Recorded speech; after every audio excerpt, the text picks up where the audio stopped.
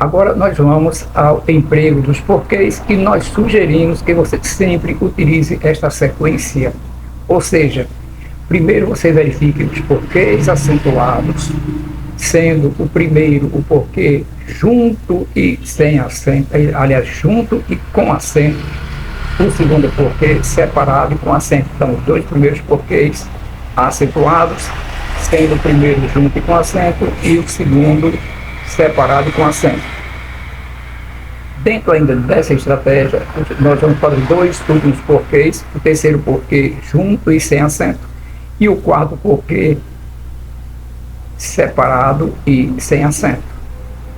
Então, seguindo essa estratégia, você perceberá que nunca mais errará questões envolvendo o emprego dos porquês. Em sua prova, sempre resolva a questão verificando a possibilidade do emprego deste primeiro porquê, que é o porquê grafado junto e com acento. Para que este seja o porquê da resolução de sua questão, é muito importante você verificar se ele apresenta um determinante, um determinante antes dele. Os determinantes, de uma maneira geral, são os artigos e os pronomes. Este foi o porquê da nossa escolha. Observe que o porquê ele veio precedido de um determinante no caso de um artigo. A mesma coisa vai acontecer no segundo exemplo. Havia um porquê que não havia sido esclarecido. Novamente o porquê veio precedido de um artigo como determinante. No terceiro exemplo, decidimos não cometer equívocos no emprego desses porquês, Observe que agora nós temos um porquê precedido de um determinante pronome demonstrativo. Lembrando, artigos e pronomes são determinantes, são determinativos, não é? Então, eles apareceram antes do porquê. O porquê será obrigatoriamente grafado junto e com acento. Agora observe neste exemplo, entendes porquê? Observe que este porquê, ele vem precedendo, ele vem antes, coladinho aqui em um sinal de pontuação. Se nós tivéssemos um determinante antes deste porquê, como por exemplo, entendes este porquê, entendes o porquê, ele seria o primeiro caso. Como ele não vem precedido do determinante, você verifica se ele vem coladinho a um sinal de pontuação. Não é necessário que a frase seja interrogativa, a frase pode ser declarativa, né? Pode ser uma frase afirmativa. O importante é que ele venha aqui coladinho ao sinal de pontuação, coladinho antes do sinal de pontuação e que ele não tenha determinante. Acontecendo isso, com absoluta certeza, você estará diante de um porquê que deve ser separado, grafado de forma separada e com acento. Seguindo nossa estratégia, você verifica se este porquê pode ser junto e com acento. Observe que ele não veio determinante, elimina-se a possibilidade do porquê junto com acento. Observe que a vírgula veio antes do porquê, ela não veio depois. Se esta vírgula, se não há sinal de pontuação depois do porquê, se não há sinal de pontuação, ele não pode ser separado e com acento. Observe que estes porquês se enquadram na terceira possibilidade. Eles estão em frases explicativas, causais ou finais. Uma outra maneira de resolver isso facilmente é você verificando que este porquê pode ser substituído por pois ou por para quê.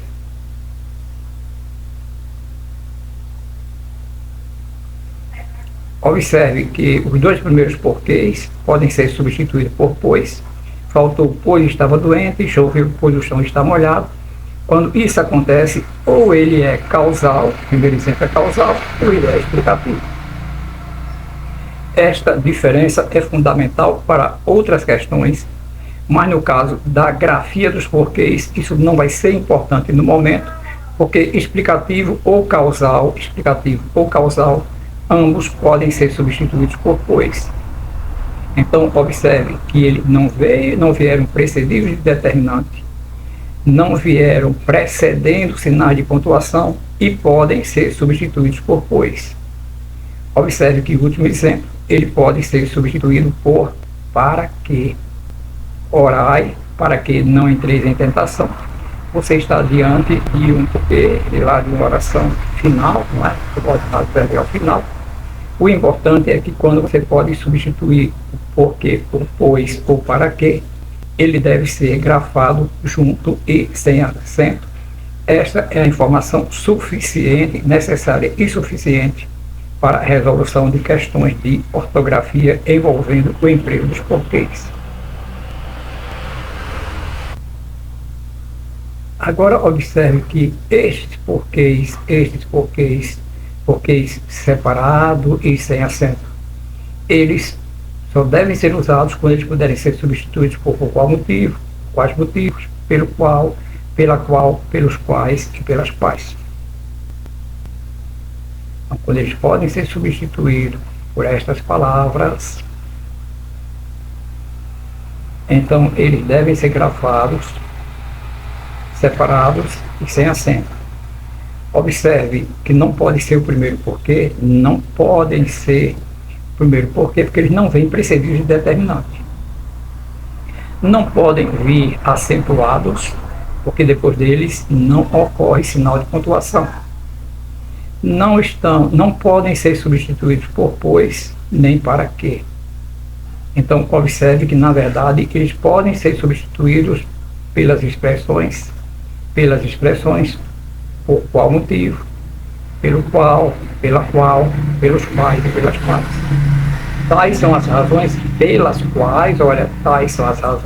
pelas quais, dedico o melhor do meu tempo, persistiram por quais motivos. Observe, aqui faltou um pontinho de interrogação, vamos colocar.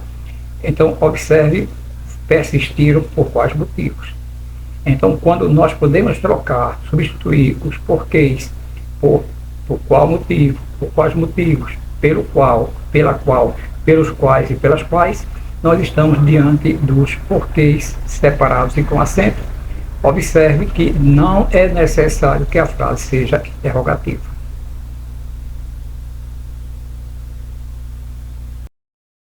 Sua dúvida está na grafia das palavras aonde, donde e onde. Observe um detalhe, muito cuidado, nós temos a mania de usar onde. Onde, na verdade, só pode ser usado indicando o lugar. Esse é o primeiro detalhe, mas vamos com muita calma, com muita atenção. Observe que aonde deve ser usado aonde sempre que o verbo exigir a preposição a. Verbo exigindo a preposição a, esta informação é suficiente. Aonde tu vais? Por quê? Porque quem vai, vai, quem vai a. Aonde desejares chegar, haverá de chegar. Quem deseja chegar deseja chegar a. Se o verbo exige preposição a, você usa aonde. Se o verbo exige preposição a, você usa onde. Perguntaram-me aonde te dirigias. Por quê? Porque quem se dirige também se dirige a. Se o verbo exige preposição a, nós devemos usar a forma aonde. Então, muita atenção. Verbo, procura o verbo, localiza o verbo. Verbo exige preposição a forma correta é aonde. Se, entretanto, o verbo exige preposição de, a grafia correta agora, a forma correta agora é donde, que é uma forma equivalente a de onde. Quem regressa, regressa de. Quem está regressando de. Se o verbo exige preposição de, então a forma correta é donde ou de onde. Donde regressas, donde vocês estão regressando.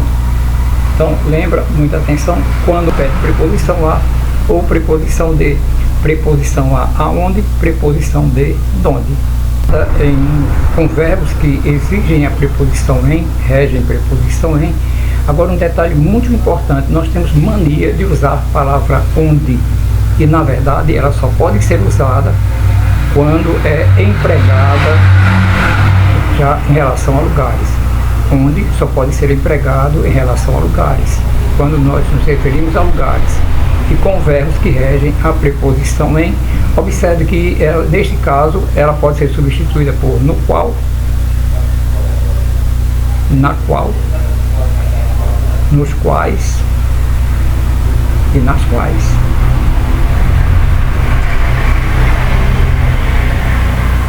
Observe a referência, observe o exemplo. Não informou a cidade onde nasceu, não informou a cidade em que nasceu. Ou não informou a cidade na qual nasceu. Nunca mais erre usando onde, aonde e donde. Repetindo: aonde quando o verbo rege preposição a, donde quando o verbo rege preposição de e onde quando o verbo rege preposição em. Além disso, muito importante lembrar, só pode ser empregado referindo-se a lugar. Lembre que mal com u ele é adjetivo, ou seja, obrigatoriamente ele acompanha ou ele se refere à palavra, ele acompanha ou ele se refere à palavra substantiva. Quem não se prepara de forma adequada corre o risco de um mau desempenho. Observe que este mal se refere a uma palavra substantiva. Então, quando o mal acompanha ou se refere a um substantivo, então ele deve ser grafado com mal e ele tem a função de adjetivo, contrariamente a mal com L, que é, como nós já vimos anteriormente, um substantivo ou um advérbio. Lembre, mal com U, ele acompanha a palavra substantiva, ele se refere à palavra substantiva. Então, neste caso, mal com U, mal com L, mal com U. Lembre sempre de observar, em primeiro lugar, o caso menos frequente em provas é de mal ter um substantivo, sendo que, nesse caso, para ele ser substantivo, ele vem precedido sempre de um determinante. Faltava aqui um azinho, vamos colocar o a, então, precedido de determinante. Olha o exemplo: o mal é não se prepararem como deviam. Observe que a palavra mal veio precedido de um determinante. Neste caso, ele é um substantivo, tem plural, o plural dele é males. Os males são os males. Então, tem plural, a forma plural é males.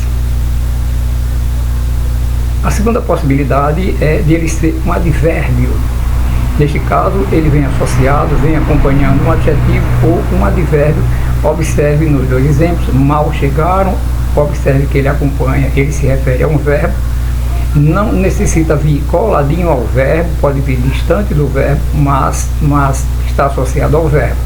Mal chegaram, então vem associado a um verbo. Já desejavam partir. Observe que neste caso ele é advérbio e deve ser grafado com L. O estudo desta parte de ortografia, lembra que você vai usar HA quando nós fazemos referência a alguma coisa realizada ou alguma coisa que ocorreu, claro, em um tempo passado. Saiu há 2 horas, observe que esse a ele pode ser substituído por faz. Então,